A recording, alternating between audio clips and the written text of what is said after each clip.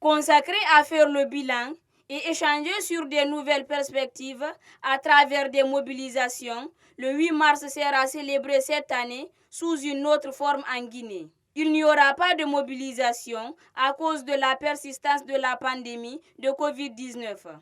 Cette femme se réjouit de la mesure. Je me dis que c'est pas la fête qui a été reportée, c'est plutôt décidé qu'il n'y aura pas de célébration. Parce que le 8 mars en lui existe déjà et on ne peut pas changer la date. C'est juste décidé qu'il ne peut pas y avoir de fête, mais la date, elle est là et pour ne pas avoir des fêtes, on peut le célébrer autrement. La fête que les femmes se retrouvent, qu'elles célèbrent cette date, mais à travers d'autres activités, sans passer par les danses et chants comme on a l'habitude de le faire. Contrairement aux années précédentes, le 8 mars 2021 tombe dans un contexte critique en Guinée. Aminata Pilimili Diallo dit ce qu'elle en pense. J'ai toujours soutenu que le 8 mars, ce n'est pas une fête.